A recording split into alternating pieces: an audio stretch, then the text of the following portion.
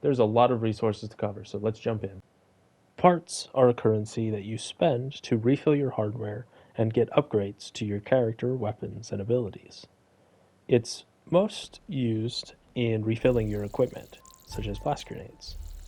Parts are also a main component of unlocking new weapons and suits, as well as upgrading them. Synthite is the primary resource used in building your levels, also known as outposts. You'll need to collect enough synthite before you can create your own level. Synthite is also a main component for unlocking new traps and guards to put in your level, as well as all their modifications.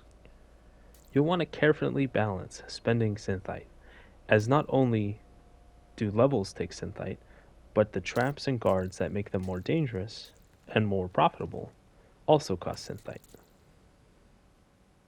Both parts and synthite are collected frequently from destroying traps, guards, and finding vaults.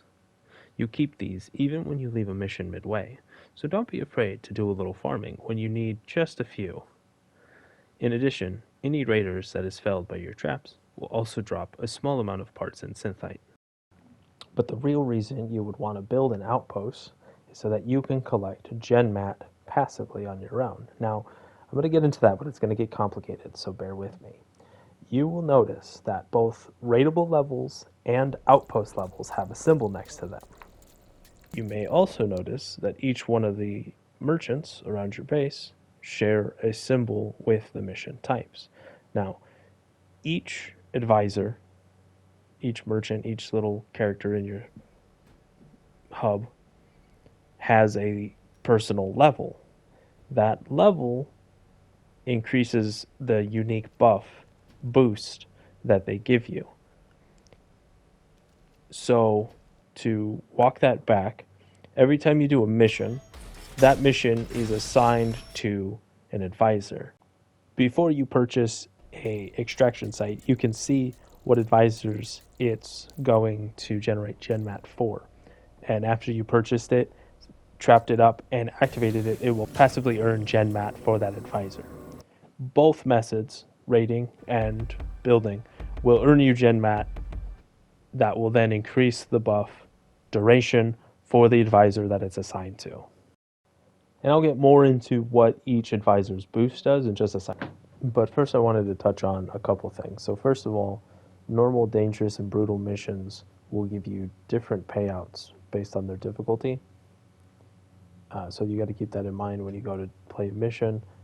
Just because it's a higher difficulty doesn't always mean that the payout will be worth it, especially if you can complete 2 or 3 lower difficulty missions in that same amount of time. In addition, every excavation site that you can purchase to build an outpost on also has a storage of Genmat within it. The higher the number, the longer it can extract Genmat without having to pay a small fee of Synthite to reactivate it. The next we have is the red DNA strand, and that's cells. Progress towards this resource is gained by collecting any type of Genmat from raids or outposts.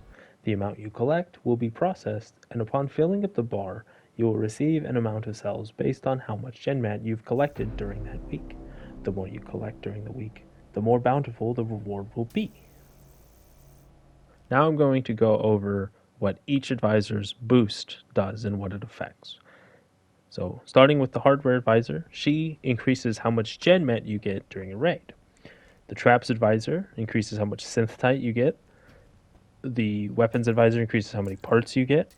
The suits advisor increases, so he gives you intel when you're looking at the stage selection. He gives you intel on each stage, which can be helpful when you're deciding what stage to try to raid.